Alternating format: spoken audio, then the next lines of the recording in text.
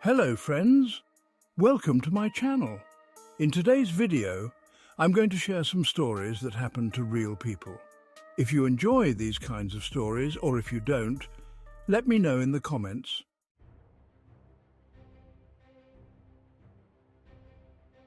The unspoken signs. The death of a loved one always leaves a lasting mark on the soul, a pain that dulls only slightly with time. Let me start by saying that a year before that tragic day, something strange began happening to me. Just as I was drifting off to sleep, I would imagine what it would be like to lose one of my parents, specifically my father. An overwhelming sadness would hit me, bringing tears to my eyes. I couldn't understand why I had these thoughts, especially since everything in life was going perfectly fine at that time. There was no reason for me to feel such emotions. This strange feeling would visit me from time to time, maybe once a month, sometimes more, sometimes less. I didn't dwell on it, nor did I tell anyone, not even my parents. Now for the tragic event. It's been over 20 years since it happened, and I was just 14 at the time, a carefree teenager. About a week before my father passed, my mother had a dream, though she didn't give it much thought at the time. In the dream, it was a bright, sunny day. The sky was a clear blue, and the green around her was vivid and unnatural, not like any trees or grass she had ever seen. She saw a tall gate open, and from it emerged her father, who had died in the 1980s, walking alongside her brother, who was still alive. Her father embraced her tightly, but she quickly pushed him away. Then he took her brother's hand, and together they walked away without saying a word. She stood there, unable to understand what was happening, wanting to stop them and ask why her father was leaving, but she couldn't.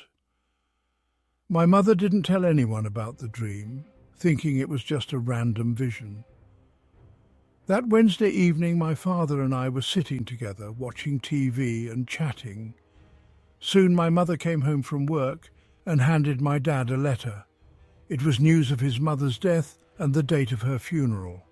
For several reasons, one of them being the long distance from Oregon to Florida, my dad decided not to attend the funeral. On Friday, my father left for work as usual. Strangely, he came home midday to grab a book, which he almost never did. We exchanged a few words, laughed, and then he left again. I walked him to the door and asked what time he'd be home. He said, "Expect me after 8. I wished him a good day, but as he walked away, I had this odd vision in my mind, his hat falling off his head. I didn't know why I pictured that and quickly dismissed the thought, closing the door behind him. That evening, he didn't return. My mother and I lay in bed waiting for him, but the night passed, and he was still nowhere to be found.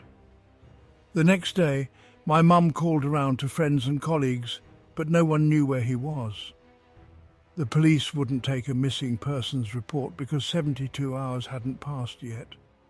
That night, from Sunday into Monday, my mother had the same dream she had earlier that week.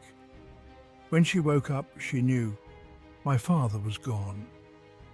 The next morning, I went to school as usual, while my mum and some family friends went to my dad's workplace to look for him. That day, I got high marks in all my least favourite subjects.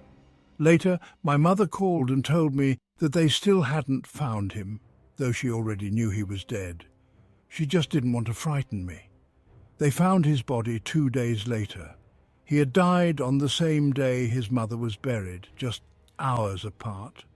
The police ruled it an accident, though many details suggested otherwise. The weather on the day of my father's funeral was also odd. It snowed heavily, but as soon as his casket was carried out of the hearse, the snow stopped, only to resume once everyone had returned to their cars. When we developed the photos from the funeral, the film was almost entirely blank. Only in the last few frames were there blurry images of family members taken later that evening or the next day. We believed my father didn't want us to remember him lying in a casket, but instead how he had been in life. for all 40 days after his death, we felt his presence in the apartment. My mother left the hallway light on, and I often sensed him sitting in his favourite chair. On the 40th day, I woke up with a cold touch on my forehead, as if he had kissed me goodbye. About 3 months later, my mother ran into a friend who told her she had dreamed of Michael, my father. In the dream, she asked him what had happened. He responded, "I remember walking, then a blow. I opened my eyes and saw train tracks, another blow, and then nothing.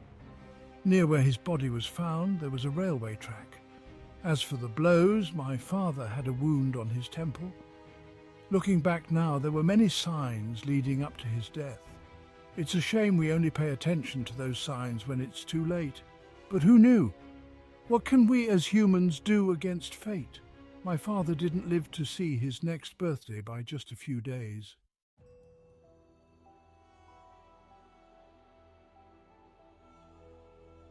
The night at Brian's. In 1997, hard times hit our family. We were forced to move into my husband's relative's house in the suburbs of Minneapolis. We had nowhere else to go. My husband commuted to the city for work 6 days a week, while I stayed home with our little boy, Bobby. The lack of money, uncertainty about housing, and no real prospects didn't do our marriage any favours. It was a difficult time for me. We lived in a small town a few miles outside the city. Even though the town was pretty big, everyone seemed to know each other. Slowly I got to know the neighbours, and there was one couple that I absolutely admired. They were about 10 years older than us, Brian, his wife Susan, and their 5 kids, the youngest being the same age as Bobby. Everything about them seemed perfect. Their home was always in order, the kids were well behaved, and you could see that Susan and Brian were deeply devoted to each other. It might sound silly, but the kind of love, respect and trust they shared seemed like something out of a TV show. I certainly didn't expect to see it in a small town. When things were really tough for me, I'd remind myself, they have 5 kids and they make it work. Surely I can handle things with just a husband. I'm grateful to Susan for so many things, her advice, her support, and just for being there. It wasn't until 6 months later that I learned the unusual, to say the least, story behind their happy marriage. Not that it was some big secret, but everyone in town already knew, and I guess no one thought to fill me in, being new and all. Back in the early 90s, Susan was married to a man named Pete. They had 2 kids together. Pete was a guy who liked to drink and hang out with his buddies, but he wasn't a total mess. Susan wouldn't have tolerated that. They were an ordinary family just like anyone else. One night, toward the end of September, Pete and his friends ended up a few miles outside of town at some abandoned warehouses. They'd been celebrating the end of a job, but things got out of hand. They drank too much and started fighting. Pete ended up alone at the warehouses after the others headed back to town without him. He woke up around 2 in the morning, freezing cold. There were 2 roads back to town, a short one that cut through a cemetery, and a longer one by a few miles. Pete, not keen on walking through a graveyard in the middle of the night, chose the long way. He slogged through the mud, cold and wet, and afraid of stray dogs. By dawn, he reached the edge of town. Just when he thought he could finally go home and warm up, he spotted a house with all its lights on. It was Brian's house. Brian and his family were neighbours of his, and seeing the lights on drew Pete in. He wanted nothing more than to be around people and get warm. He walked up to the yard and immediately noticed something odd. A bed sat out there, covered with a dark red blanket, white ribbon across it and candles lit at the head, like it was set up for a funeral. Pete got spooked and wanted to run, but before he could, Brian came out of the house and invited him inside. Brian seemed off, like he wasn't surprised to see Pete at all. Inside the house, Pete saw a woman with dark hair sitting at the kitchen table, her head down, not saying a word. Brian then told him his wife, Claire, had died. But Brian's calmness and lack of emotion didn't sit right with Pete. He got a bad feeling and decided to leave. Later on, Pete found out that Claire was alive and well, and Brian claimed that he and his family had slept peacefully at home that night. Pete tried to argue, insisting on what he'd seen, but no one believed him. Claire was very much alive, and no one else seemed to have any idea what he was talking about. Not long after, both Pete and Claire died under separate circumstances. After their deaths, some of the older folks in town started saying that Pete had encountered something supernatural that night, and that it had brought misfortune to both families. Eventually, Brian and Susan ended up together and started a new family. Now they live in Washington, their youngest daughter still at home, while their older kids have moved to different cities. The story feels like something out of a ghost tale, and maybe Pete had just imagined the whole thing, but isn't it strange how everything turned out?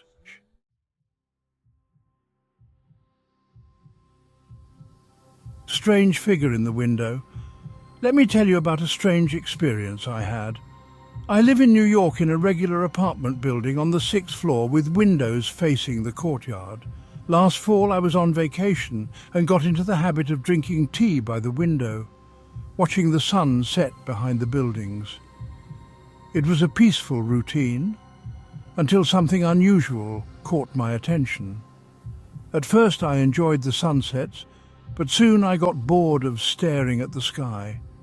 I started looking around the courtyard, watching people, observing the neighbouring buildings and so on. One evening, after the sun had set and was no longer glaring in my eyes, I noticed a figure in one of the windows of the building across from me. It had a pale white face, and whoever it was, they seemed to be watching the courtyard too, from the 4th floor. The next day at the same time during my tea, I saw the figure again. This time I looked more closely. From the proportions of the body and some other details, I realized it was probably a child sitting at the window. I figured maybe the kid was watching other kids play in the courtyard below, envious they couldn't join. As the dusk deepened, I lost sight of the figure. Oddly though, the light in that window or any nearby windows never came on, even as it grew darker. On the 3rd day, I found myself subconsciously scanning for the silhouette, and sure enough, there it was. I suddenly realized that in all this time the child hadn't moved at all, and something about the eyes, or rather, where the eyes should have been, bothered me. Of course, I couldn't actually see the eyes from that distance, but it felt like there were deep, unsettling shadows where they should be. As if the eyes weren't there at all, just empty hollows. Still, I chalked it up to the play of shadows in the fading light. I wasn't home on the 4th day, but on the 5th day, my curiosity got the better of me. I borrowed binoculars from my neighbour. After sunset, the figure was still there, motionless as ever. I aimed the binoculars at the window, but I was disappointed. No matter how much I adjusted the focus, I couldn't get a clear view. I could see the window frame and sill clearly, but the figure remained blurry, as if it was set further back from the window. But even though I couldn't get a sharp image, I began to feel that those dark, hollow eyes were staring straight at me. I started closing the curtains and eventually began drinking my tea in another room, but the curiosity gnawed at me. The next evening I peeked out from behind the curtain to check if the figure was still there, and it was. As a reminder, the light in that window had never been turned on. Not in the evening, not at night, not even in the morning. The whole situation was starting to really disturb me.